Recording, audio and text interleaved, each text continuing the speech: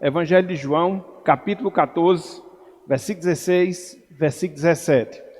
Assim nos falou o Senhor Jesus: E eu rogarei ao Pai, e Ele vos dará outro Consolador, a fim de que esteja para sempre convosco, o Espírito da verdade, que o mundo não pode receber, porque não vê nem o conhece.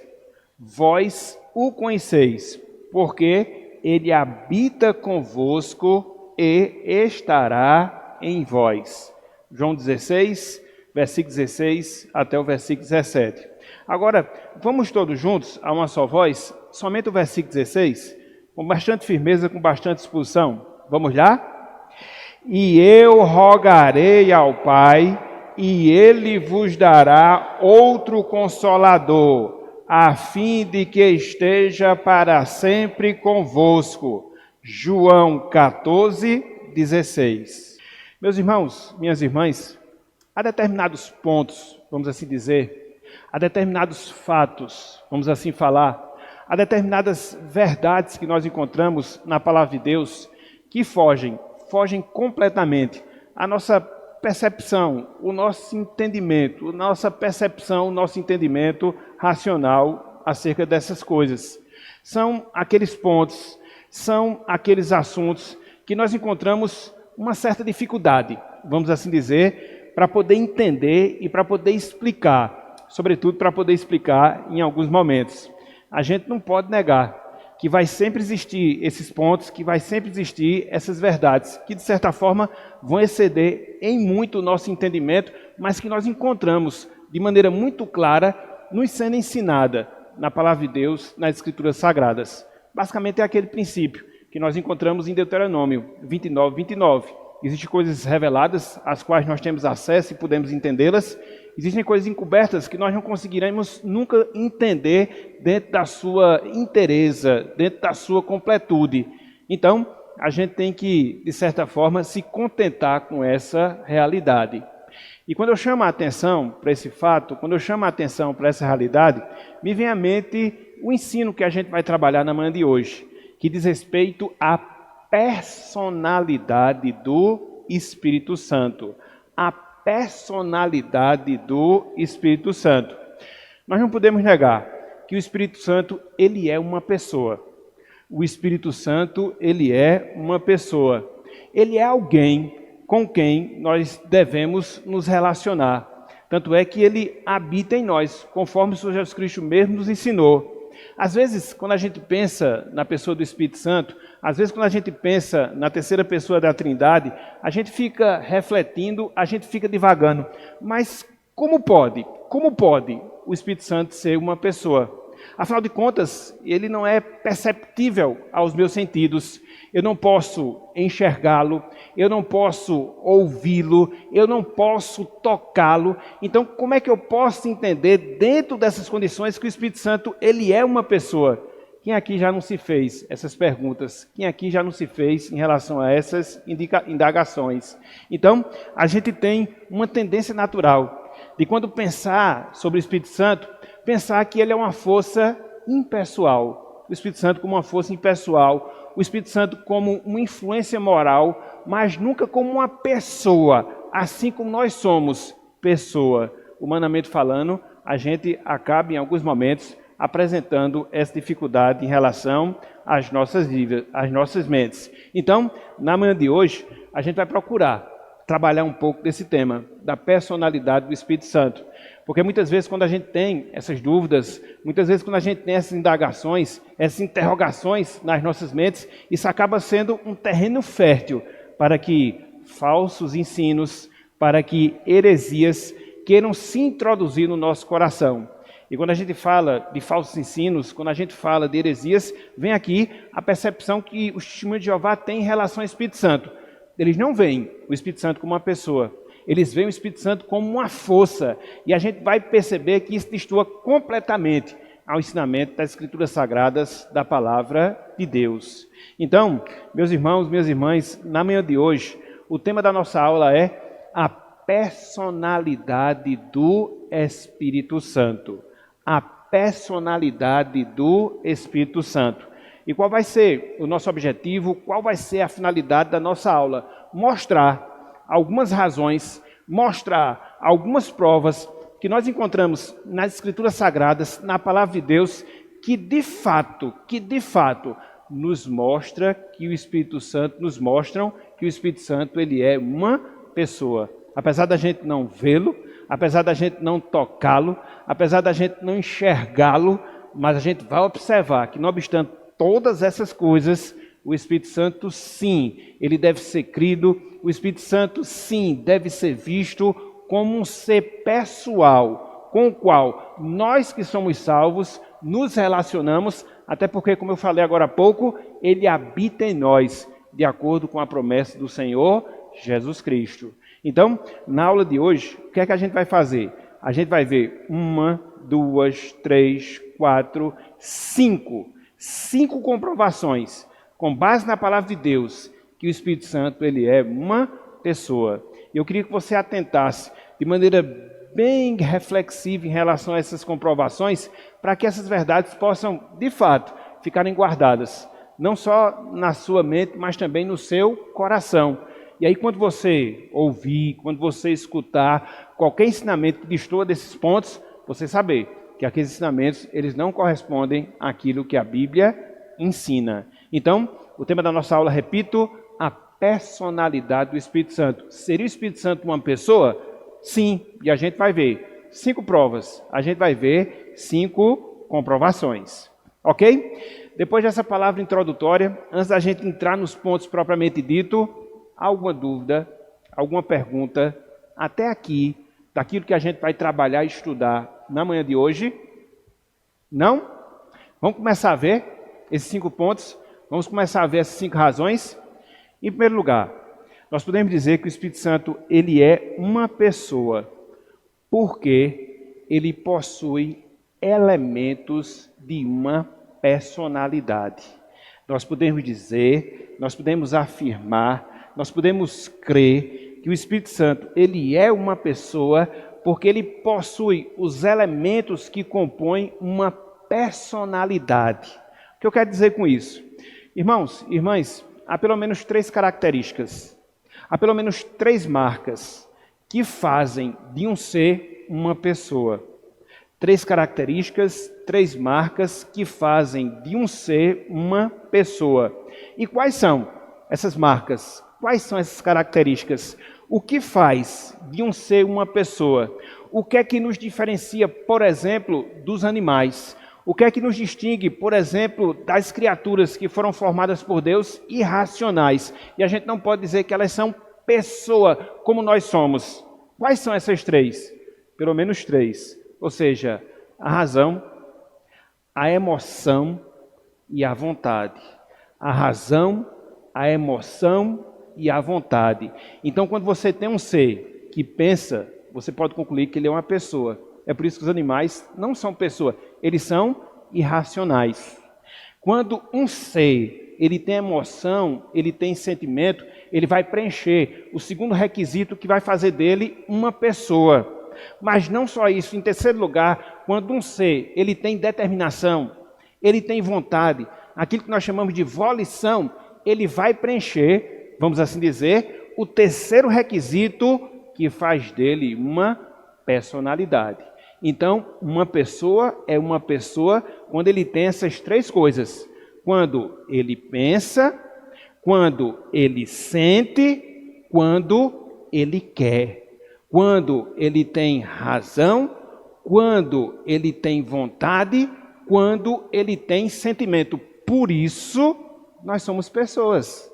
Por isso, nós somos seres humanos. Por quê? Temos a capacidade de raciocinar. Por quê? Temos a capacidade de querer, muito embora a nossa vontade seja afetada pelo nosso pecado.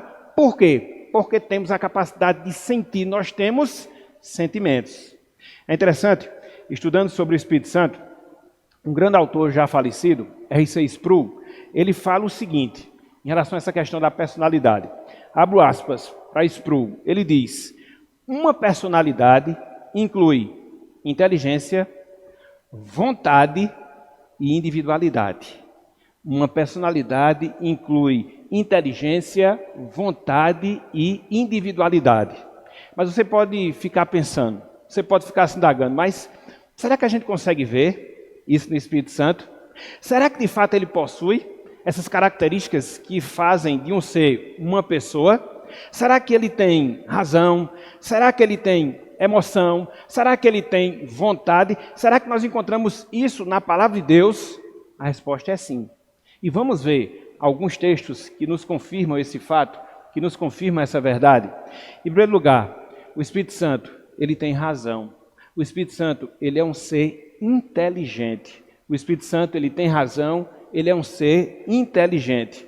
Abram aí, por favor, meus irmãos, livro do profeta Isaías. Livro do profeta Isaías. Isaías capítulo 40. Isaías capítulo 40, versículo 13.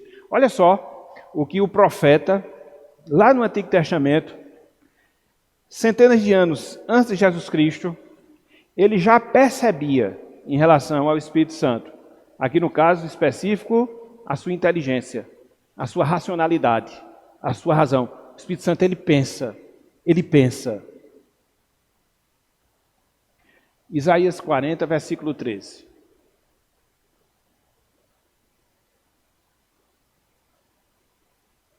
É isso que muitas vezes fica inculcando na nossa mente, né? Mas o Espírito Santo não tem corpo. Sim, mas não um corpo que faz de um ser uma pessoa. Os animais têm corpos, mas nem por isso são pessoa. Então, o que faz de um ser uma pessoa, primeiramente, é a capacidade de raciocínio.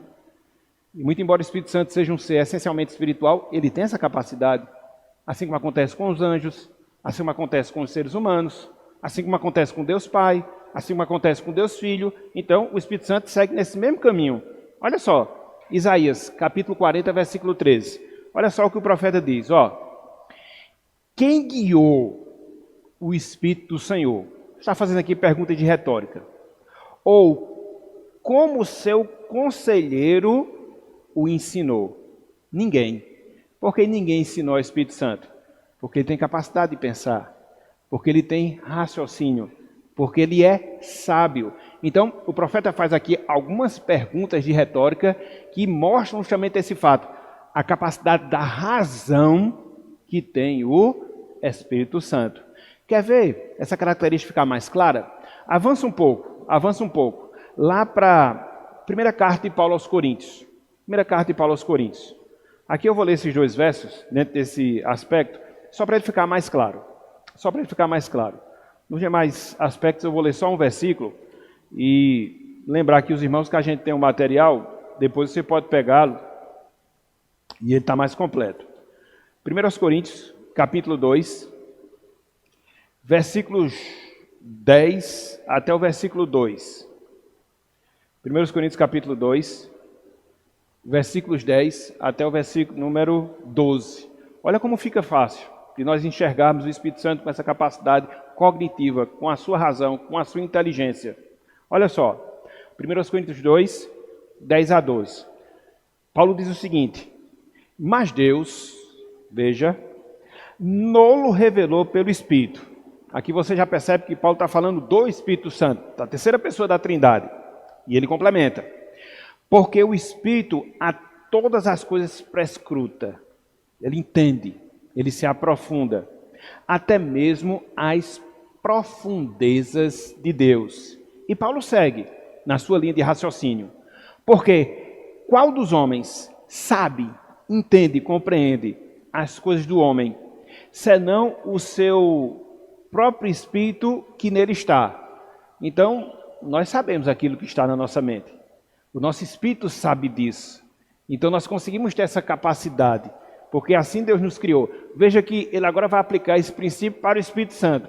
Ele segue: assim também, veja, as coisas de Deus, ninguém as conhece, senão quem? Senão quem? O Espírito do Senhor. Ele conhece as coisas de Deus, ele sabe as coisas de Deus, ele prescruta os segredos de Deus. Por quê? Ele tem razão, meus irmãos. Ele tem inteligência, ele é um ser cognitivo. E ele complementa no versículo 12. Ora, nós não temos recebido o Espírito do mundo, e sim o Espírito que vem de Deus. Para quê? para que conheçamos o que por Deus nos foi dado gratuitamente. Esse Espírito que prescruta as coisas de Deus, esse Espírito que conhece as coisas de Deus, esse mesmo Espírito nos foi dado para quê? Para que nós também possamos conhecer, pelo menos em parte, as coisas de Deus. É por isso que o entendimento espiritual que nós temos, ele não provém de nós mesmos, mas ele é fruto da ação do Espírito Santo que tem razão no nosso coração, nos ensinando as coisas espirituais. Então, quando a gente aprende as coisas de Deus, quando a gente entende as coisas espirituais, é porque o Espírito Santo nos dá essa instrução. E por que ele nos dá? Ele tem inteligência, ele tem razão, ele tem conhecimento. Ele é uma pessoa. Então veja, das 3 marcas que fazem de um ser uma pessoa, a primeira delas a gente já encontra. A gente encontra em quem? No Espírito Santo. Por quê? Ele tem razão, ele tem conhecimento, ele é um ser cognitivo, vamos assim dizer. Mas não só isso. Em segundo lugar, a gente pode concluir, afirmar e crer que o Espírito Santo é uma pessoa porque ele tem vontade. Aquilo que nós chamamos de volição. Ele tem determinação. Ele tem propósito.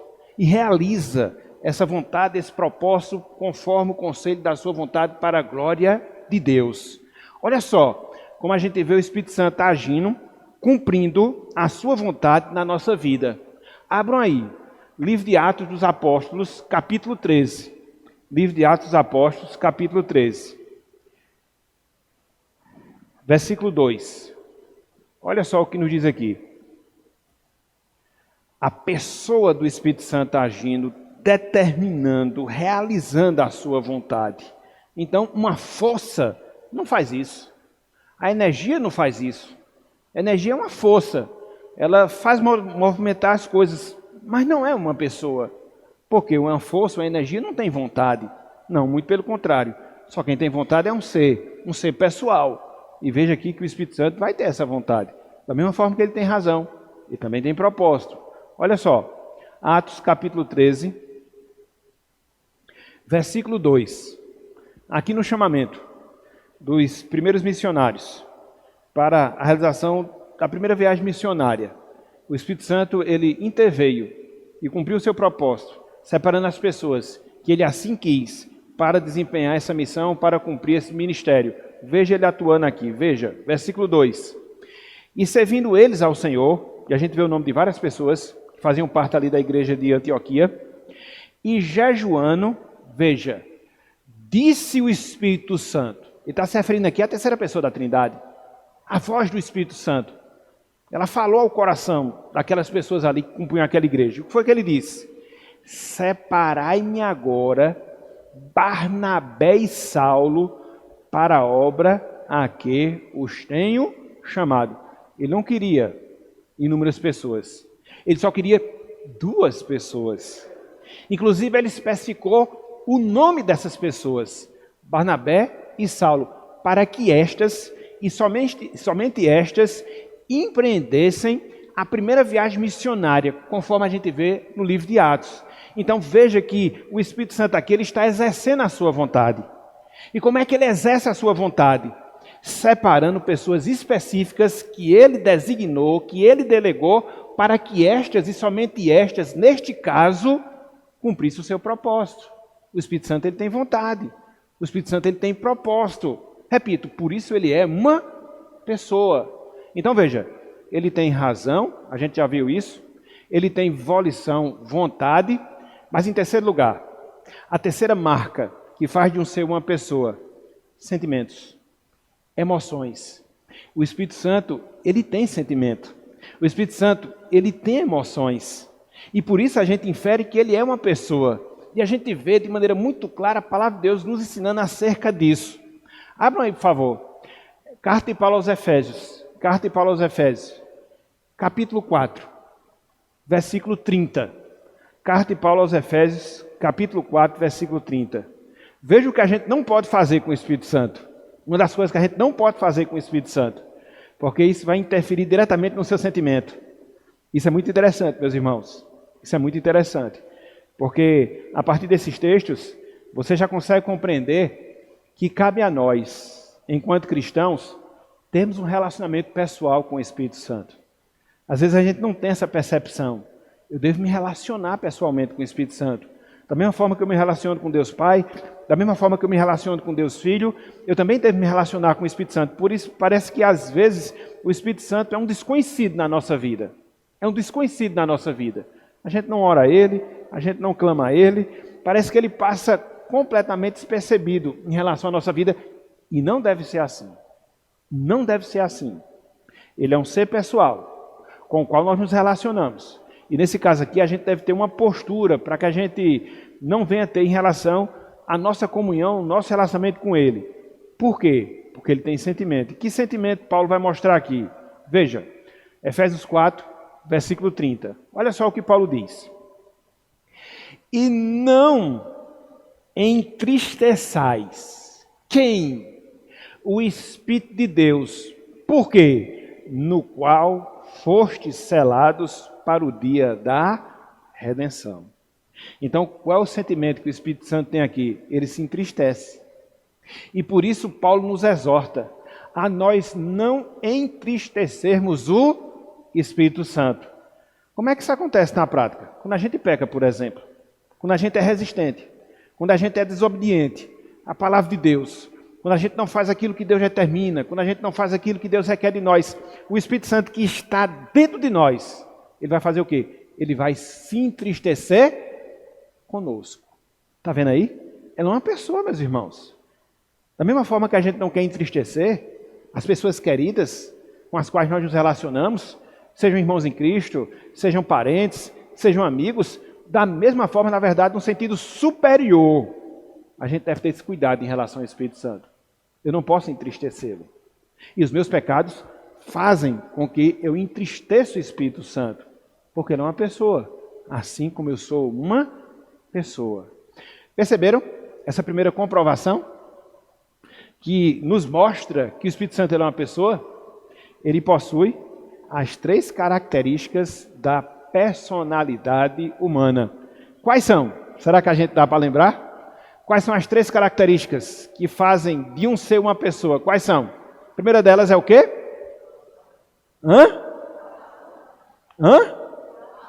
Razão. O Espírito Santo tem razão. A segunda delas? Vontade. O Espírito Santo tem vontade. A terceira delas? Os sentimentos. O Espírito Santo tem emoções e sentimentos. Então, por aqui, a gente já podia fechar o estudo. Por quê? A gente já provou que o Espírito Santo é uma pessoa. Ele não é uma força. Ele não é uma força impessoal. Ele não é uma força abstrata. Não, ele é uma pessoa. Mas não tem corpo. Mas não é um corpo que faz de um ser uma pessoa. Os animais têm corpos. Mas nem por isso são pessoas. São seres irracionais. Eles não pensam. Agem por instinto. Não têm vontade. Agem por instinto. Não têm emoção. Agem por instinto. Então, isso nos diferencia das demais criaturas de Deus. Isso nos assemelha ao próprio Espírito Santo, ao próprio Deus, ao próprio Jesus Cristo, aos próprios anjos, que também são seres pessoais. Então, a primeira prova, o Espírito Santo possui elementos da personalidade de uma pessoa. Entendido esse primeiro ponto? Alguma dúvida, alguma pergunta, alguma consideração? Não? Vamos avançar no segundo ponto? Em segundo lugar, nós podemos dizer que o Espírito Santo ele é uma pessoa, porque ele é chamado de o Consolador. O Espírito Santo ele é uma pessoa, porque ele é chamado de o Consolador. Voltem aí para o texto que a gente leu na introdução. João 14. Voltem aí, por favor. João 14. Olha só a promessa que Cristo faz aqui nessa passagem, que está diretamente relacionada à pessoa do Espírito Santo. E aqui com esse destaque. Ele é uma pessoa porque ele é o nosso Consolador, prometido e que foi enviado por Jesus Cristo lá no Pentecostes. João 14, versículo 16. Olha só, 16 e 17. Cristo dizendo, nas suas últimas palavras aos discípulos, dentro do propósito de confortá-los, uma vez que Cristo iria partir porque ele iria morrer, iria ressurgir dos mortos e depois iria ascender aos céus. E aí, olha só o que ele fala para confortar os discípulos, versículo 16. E eu rogarei, Cristo falando, ao Pai, e ele vos dará. Eu queria que você atentasse para essa expressão, outro consolador. Ele não está dizendo que Deus vai dar um consolador, mas que Deus vai dar outro consolador. Isso aqui faz toda a diferença, para a gente poder interpretar corretamente o texto. E Cristo segue, a fim de que esteja para sempre convosco. E ele complementa, mostrando mais detalhes acerca de quem seria esse outro consolador. Ele diz, o Espírito da verdade, que o mundo não pode receber, porque não o vê, nem o conhece. Vós o conheceis, os discípulos, porque ele habita convosco e estará em vós. Meus irmãos, minhas irmãs, Cristo aqui, ele promete o outro consolador. A palavra consolador, literalmente falando, significa advogado. É a palavra paracletos, no grego. Literalmente falando, é aquela pessoa que se coloca ao nosso lado para nos auxiliar, para dar suporte às nossas vidas e para lutar as nossas causas. É por isso que lá em 1 João, capítulo 2, versículo 1, o apóstolo João disse que Cristo ele é o nosso advogado, que está à direita do Pai e que intercede por nós. E aqui Cristo ele promete o outro consolador. Por quê? Cristo ele era o consolador dos seus discípulos enquanto ele esteve aqui neste mundo, enquanto ele esteve realizando o seu ministério. Era Cristo que ensinava os seus discípulos em suas dúvidas. Era Cristo que auxiliava os discípulos na sua falta de fé. Era Cristo que intercedia pelos discípulos. Então, os discípulos, eles nunca eles estavam sós. Cristo estava ali como consolador. E aí ele promete um outro consolador, que seria justamente quem? O Espírito Santo. Cristo, ele é uma pessoa, sim ou não? Cristo, ele é uma pessoa, sim ou não? Se ele promete outro consolador, esse outro consolador seria ou não seria também uma outra pessoa? Está vendo aí, meus irmãos? Então isso prova a personalidade do Espírito. E eu queria chamar a atenção a palavra outro, que nós encontramos aqui no versículo 16. Aqui não é outro no sentido de semelhante. Você pode até ver, né? Por exemplo, quando você vai no supermercado e você vai comprar determinado produto, às vezes você não tem aquele produto que você quer, na marca que você quer, dentro das propriedades que você quer. Aí o que é que você faz? Você vai procurar comprar o quê? Um similar, um que seja parecido. Mas a palavra outro aqui não é algo parecido, não é algo similar, é algo que é igual. Na mesma essência, na mesma natureza, a palavra ala no grego. Então, veja que o Espírito Santo ele não é parecido com Jesus Cristo. Ele não é semelhante com Jesus Cristo. Ele tem a mesma essência de Jesus Cristo. Seja pelo fato dele ser uma pessoa, seja pelo fato dele ser Deus, conforme a gente vai ver na aula semana que vem, a divindade do Espírito Santo. Então, por isso, a gente também entende que o Espírito Santo ele é uma pessoa. Ele é o nosso Consolador, substituindo Jesus Cristo. Não uma mera substituição, mas tal qual o primeiro Consolador, sendo pessoa, sendo Deus, sendo nosso confortador, sendo nosso auxiliador, sendo nosso Consolador. Então, por isso também o Espírito Santo ele é uma pessoa. A segunda razão, o segundo motivo. Qual foi a última promessa que Cristo fez antes de ascender aos céus? Mateus 28:20. Qual foi? A última promessa que Cristo fez antes de ascender aos céus. Eis que estou convosco todos os dias, até a consumação dos séculos. Como é que Cristo se faz presente na nossa vida todos os dias, até a consumação da nossa salvação ou a consumação dos séculos? Através de quem? Do Espírito Santo. É o Espírito de Cristo. Então Cristo está no céu, à direita de Deus, intercedendo por nós.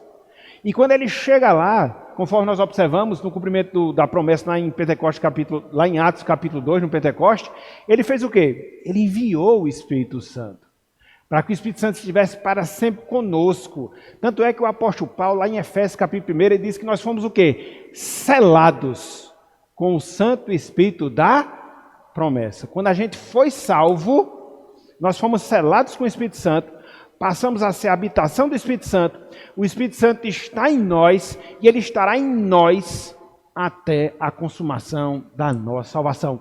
Uma vez salvo, salvo para sempre. O Espírito Santo não entra e sai não, ele entra e fica, definitivamente. A gente vai ver isso com mais detalhes lá na frente. Ok? Entendido até aqui?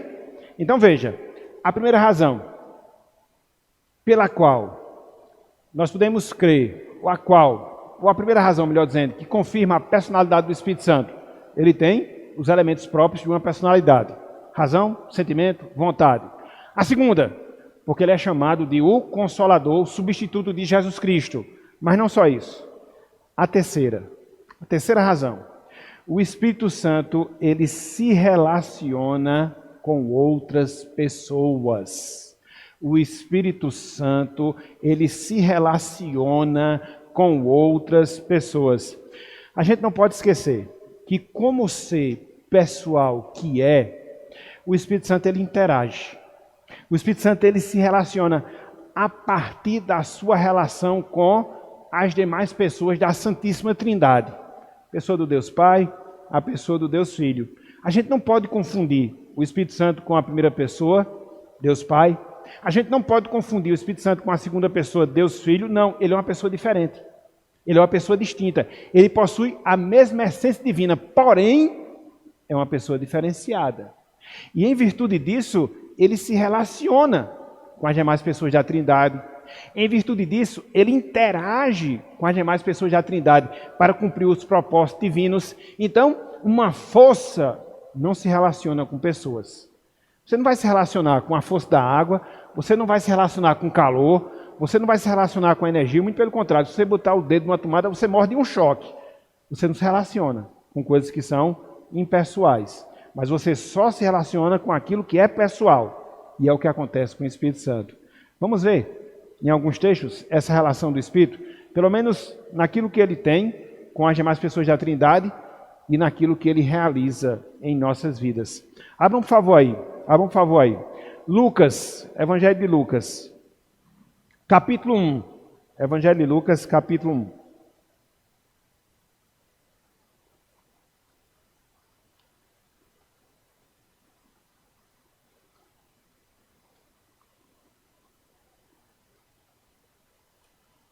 Versículo 35.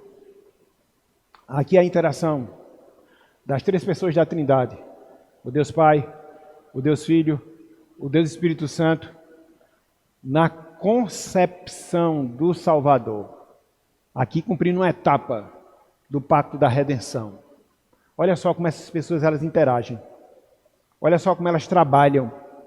Lucas, capítulo 1, versículo 35. Quando o anjo aparece a Maria e faz a anunciação do Redentor.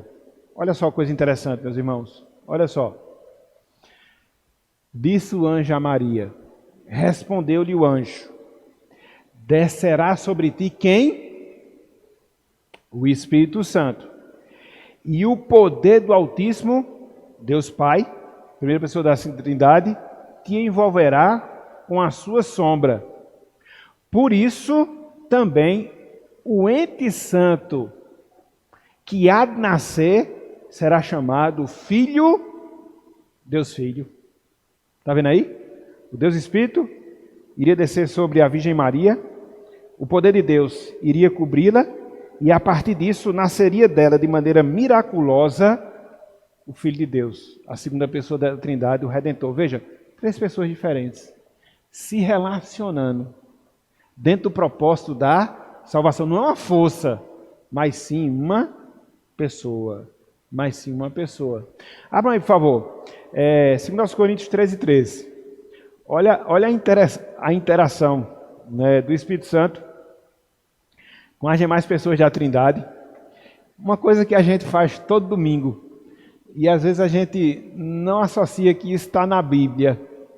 E por essa bênção trinitária, a gente despede os irmãos concluindo o nosso culto. Olha só, 2 Coríntios 13:13. 2 Coríntios 13:13.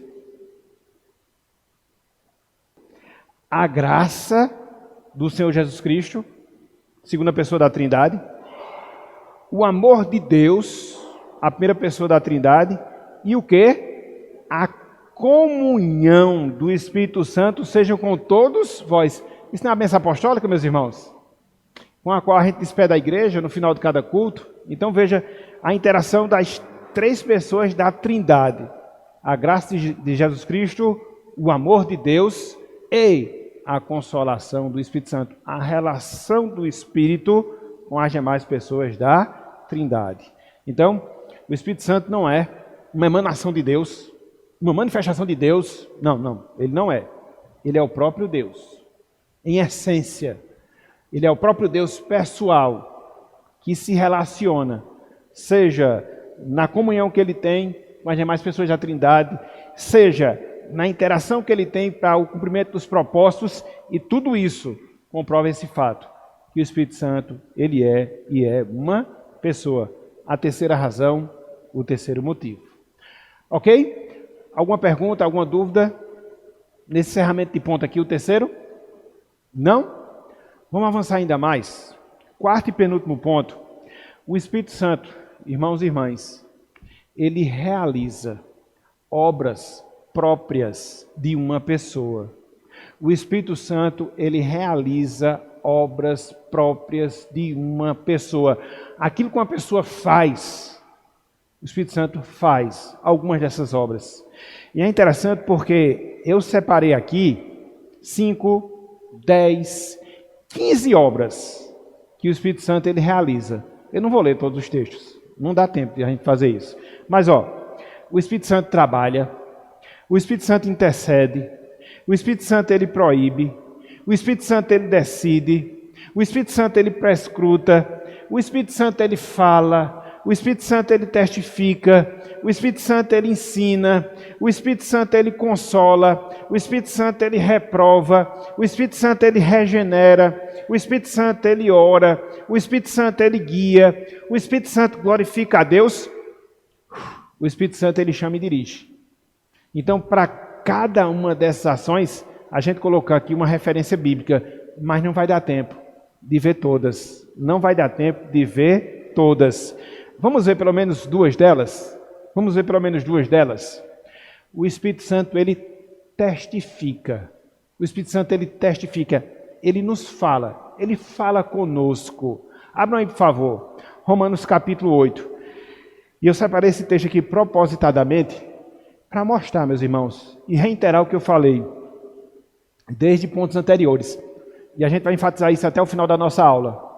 Veja o Espírito Santo como alguém com quem você deve se relacionar, porque ele está em nós. E a gente tem que aproveitar isso.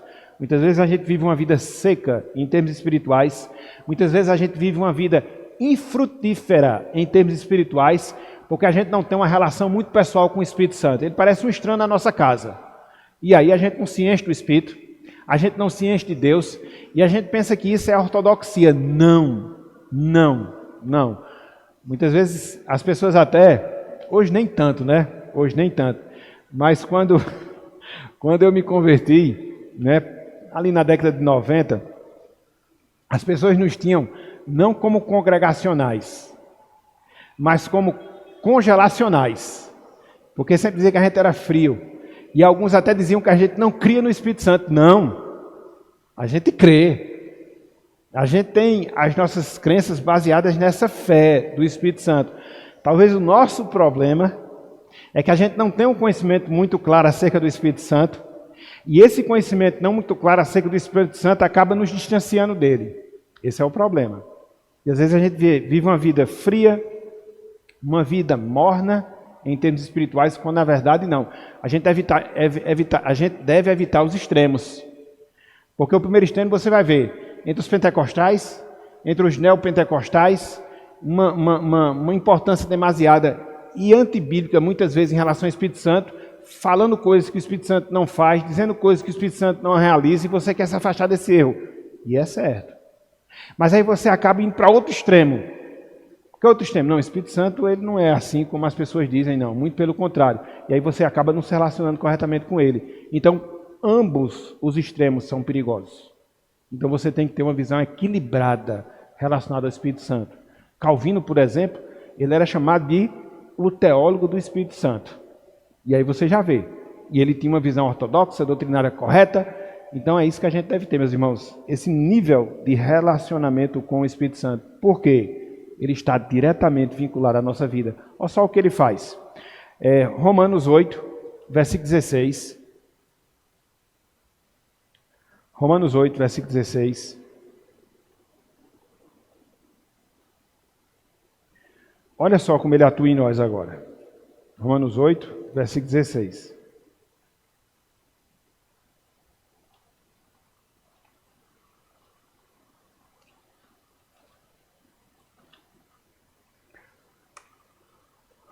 Olha só o que Paulo diz. O próprio Espírito, veja que ele não está se referindo a Deus Pai, ele não está se referindo a Deus Filho, ele está se referindo à terceira pessoa da Trindade. O próprio Espírito, ele faz o que conosco? Testifica com o nosso Espírito que nós somos o quê? Que nós somos filhos de Deus. Irmãos, irmãs, quem aqui muitas vezes não já sentiu isso? Às vezes você termina optando por um caminho de pecado, isso causa um impacto espiritual na sua vida. Você se entristece, e aí ficam aquelas dúvidas. Será que eu sou salvo mesmo? Será que eu sou filho de Deus mesmo? E aí você ora, você busca na palavra. E em meio a essas dúvidas que muitas vezes surgem na sua mente, no seu coração, vem aquela voz, lhe confirmando esse fato. Quem aqui não já passou por essa experiência? Quem aqui não já passou por essa experiência? Quando isso acontece, é o Espírito Santo falando ao seu coração, testificando com o seu espírito, lhe mostrando sim que você é salvo, lhe mostrando sim que você é filho de Deus, e aquilo gera um revigoramento espiritual para que você siga adiante. Então, isso faz parte da dinâmica cristã, dada essa relação que ele tem conosco. Então, em meio a esses momentos de crise espiritual, de frieza na fé, de indiferença em relação às coisas com Deus, a gente tem que buscá-lo. Enquanto a gente não sentir esse testemunho interno do Espírito Santo, a gente não pode desistir. Porque é assim que ele vai se relacionando conosco. Aqui no caso específico, testificando que nós somos filhos de Deus. É isso, meus irmãos. É isso, minhas irmãs. Em segundo lugar, de 15 ações do Espírito Santo, ações pessoais. Ele guia, nos dirige, nos conduz. Abra aí, por favor, Evangelho de João, capítulo 16. Olha, meus irmãos, se tem uma coisa que a gente carece na nossa vida, é procurar ser guiado, ser dirigido pelo Espírito Santo. Às vezes a gente quer conduzir a nossa vida de acordo com a nossa vontade, segundo aquilo que a gente acha certo. E a gente muitas vezes não pede a orientação, às vezes a gente não é sensível à orientação do Espírito Santo, muitas vezes o Espírito Santo nos fala, e a gente fica recalcitrando, a gente fica desobedecendo, a gente fica se rebelando, e às vezes a gente acaba, desculpa a expressão, quebrando a cara lá na frente. Não é por falta de ação do Espírito Santo, é porque muitas vezes nosso coração está duro para isso, e parece que a gente está surdo à sua voz, parece que a gente é indiferente às suas ações, mas uma das funções do Espírito Santo em nós é nos guiar a toda a verdade. Olha só, João 16, versículo 13. João 16, versículo 13. Olha só. João 16, versículo 13. Cristo disse: quando vier, porém, o Espírito Santo, ou o Espírito da verdade, melhor dizendo, veja, ele vos guiará a quê? Ele complementa, ele vos guiará toda a verdade. Por quê? Não falará por si mesmo, mas dirá tudo aquilo que tiver ouvido e vos anunciará as coisas que hão de vir. O direcionamento aqui no sentido do ensino da palavra, meus irmãos. É o Espírito Santo que vai nos ensinando acerca da palavra de Deus. É o Espírito Santo que vai nos lembrando acerca da palavra de Deus. Isso é uma coisa interessante, meus irmãos. Faça essa experiência. Se encha das Escrituras. Se encha da palavra. Memorize as Escrituras. Memorize a palavra. Medite nas Escrituras. Medite na palavra. Que você vai ver que o Espírito Santo vai trazer na sua mente aquilo que você aprendeu de Deus, porque o Espírito Santo ele faz isso, ele é o responsável dentro desse processo. Então, é através da sua voz, nos trazendo à mente a palavra de Deus, a qual a gente já aprendeu, que ele vai dando direcionamento em relação à nossa vida. Isso aqui eu não posso fazer porque a Bíblia diz isso, isso aqui eu devo fazer porque a Bíblia nos ensina a fazer isso. E é o Espírito Santo responsável por esse processo. Então a gente precisa ter essa familiaridade, essa interação, essa comunhão com o Espírito Santo para que ele esteja a nos dirigir. Agora, você só lembra daquilo que você ouviu. Você só lembra daquilo que você aprendeu. Porque tem muita gente que quer escutar a voz do Espírito, mas não quer se submeter à palavra de Deus. Não vai. Não vai. Isso é igual estudar para uma prova. Você deve pedir para que Deus lhe abençoe, que Deus lhe lembre aquilo que você estudou. Aquilo que você não estudou, Ele não vai lembrar. Ele não vai lembrar. Então, a responsabilidade é nossa.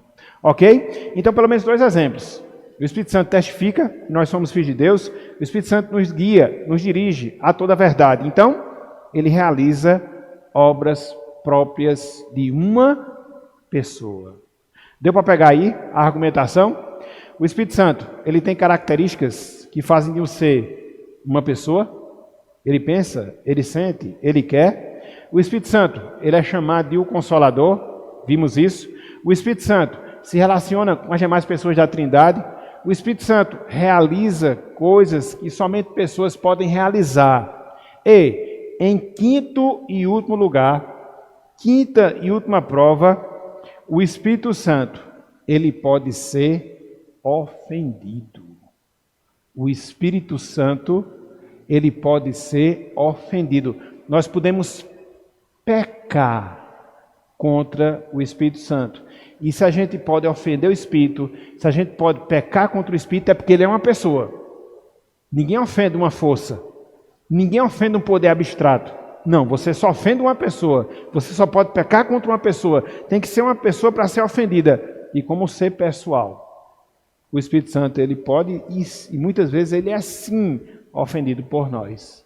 É por isso, meus irmãos, é por isso, minhas irmãs, que a Bíblia, ela nos exorta tanto a nós não termos determinadas ações contra o Espírito Santo. Porque se nós as tivermos, nós estamos indo de encontro ao Espírito Santo, nós estamos ofendendo o Espírito Santo, nós estamos pecando contra o Espírito Santo. E como é que isso pode acontecer? Como é que isso pode se dar? Pelo menos, através de 3 formas, através de 3 maneiras. Em primeiro lugar, quando a gente peca frontalmente contra o Espírito Santo. Abram aí, por favor. Mateus 12, versículo 31. Só a título de observação, a gente vai ter um estudo, lá no final da sequência, específico sobre esse texto. O que é pecar contra o Espírito Santo? O que é essa blasfêmia contra o Espírito Santo? Que, conforme Jesus Cristo disse, é um pecado imperdoável. É um pecado que não tem perdão. Então, tem muitas interpretações. Eu não vou fazer isso hoje. Não vai dar tempo. A gente vai fazer um estudo somente sobre esse texto, lá na frente. Agora não, lá na frente. Então, se você tiver dúvida, segura um pouquinho, lá na frente a gente vê, ok? Mas a gente vai ver isso aqui. O que seria esse pecado imperdoável, certo? Então, Mateus 12, versículo 31. Mateus 12, versículo 31. Eu não vou dar spoiler do que seja em si, mas vou só falar o fato. Fica melhor, só para a gente poder entender. Está lá, você vai segurando e a gente explica.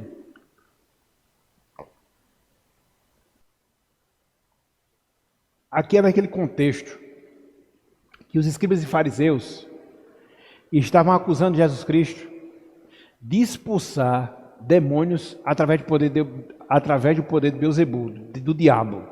Então Cristo vai pega essa deixa dessa acusação e vai dar uma explicação. Então, ao longo da sua explicação, olha só o que ele fala aqui no versículo 31. Olha só.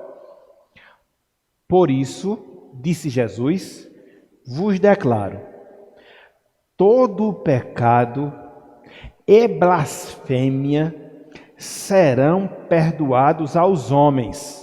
Mas veja, mas a blasfêmia contra o Espírito não tem perdão, meus irmãos. A blasfêmia contra o Espírito Santo não tem perdão. Isso é sério, hein? Isso é sério, é o pecado imperdoável. O que seria essa blasfêmia? A gente vai ver. Mas o que eu queria chamar a atenção, você pode pecar contra o Espírito Santo.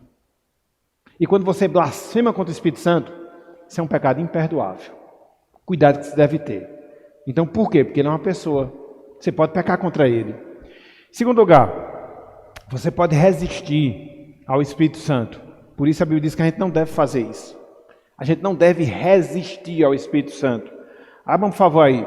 Atos dos Apóstolos, capítulo 7. Atos dos Apóstolos, capítulo 7. E esse aqui não é um pecado imperdoável, a resistência. Mas ele prejudica, viu? Quando você é recalcitrante, quando você é duro, a voz do Espírito, você colhe as consequências, viu? Você colhe as consequências. Aqui não é um pecado imperdoável. O pecado imperdoável é lá em Mateus 12:31. Mas aqui você pode cometer. Você pode incorrer nesse erro. E quando você incorre nesse erro, não é bom. Não é bom. Tenhamos cuidado.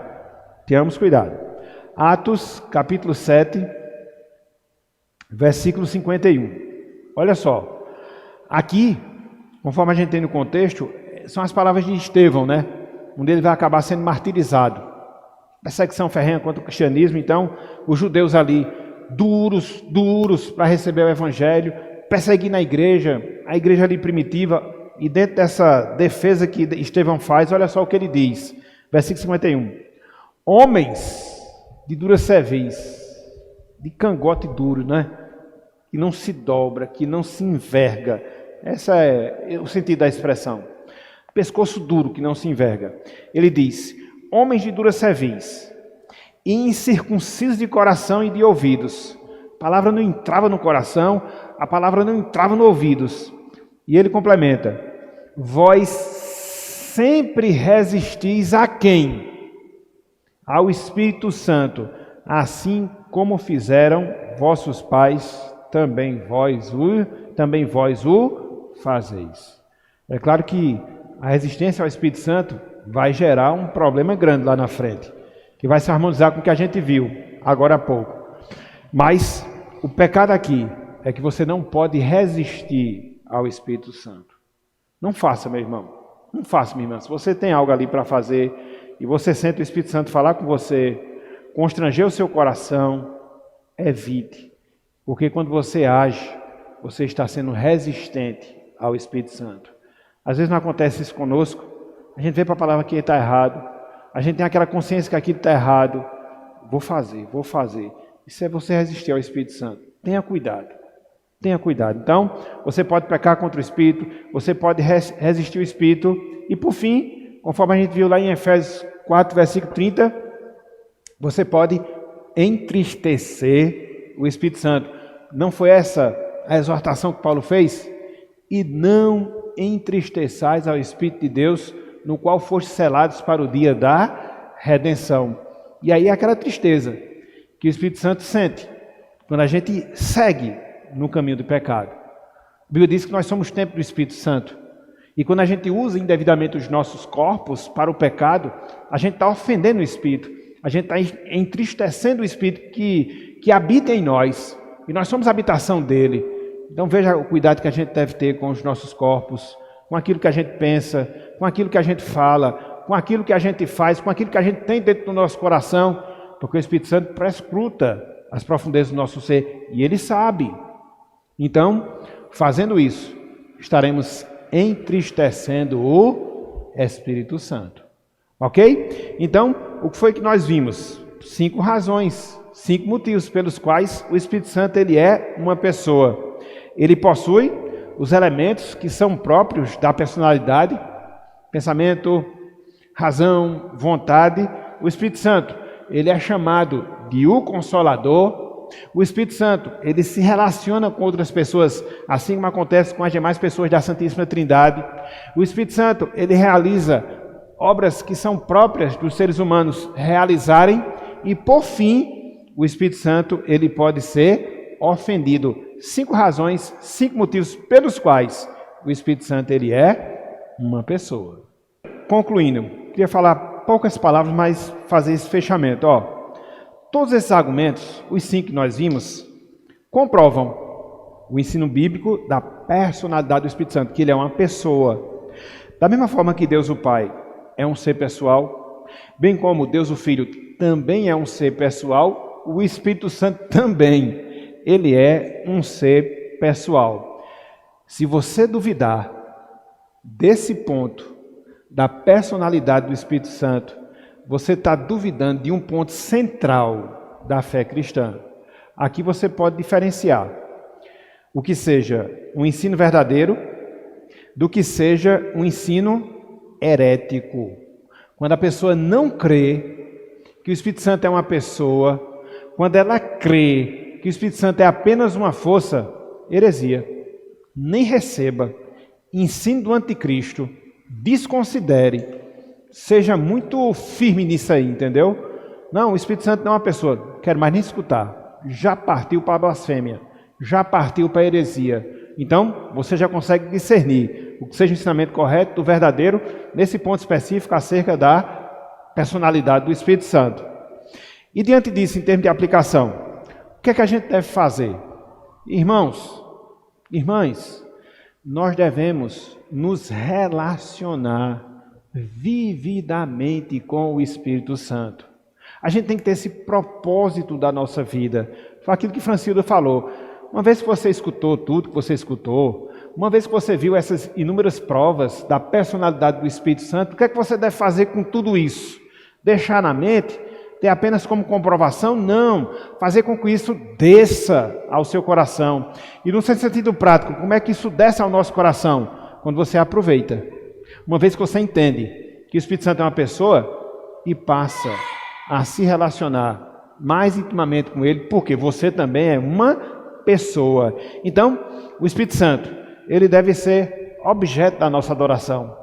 A adoração que a gente presta ao Deus Pai, ao Deus Filho, devemos também prestar ao Deus, o Espírito Santo. O Espírito Santo, ele deve ser alvo das nossas orações. Quantas vezes a gente esquece de fazer isso? Muitas vezes a gente lê a palavra e esquece de pedir ao Espírito Santo que ele nos traga o quê? Entendimento espiritual. Não foi isso que nós vimos? Que o Espírito Santo nos guia a toda a verdade? Então, ao lermos a palavra, a gente tem que pedir que o Espírito Santo nos ilumine para que a gente possa entender a palavra. Ele é o nosso mestre. Ele é o nosso professor. Mas não só isso, precisamos aprofundar a nossa comunhão com Ele. Devemos considerar os seus atos, os nossos pensamentos, as nossas palavras, para que a gente não vá de encontro à vontade do Espírito Santo, entristecendo, porque a Bíblia proíbe que assim nós hajamos. Então, temos que ser sensíveis à voz do Espírito Santo, que fala e fala continuamente aos nossos corações. Enfim, nós devemos viver uma vida no Espírito Santo.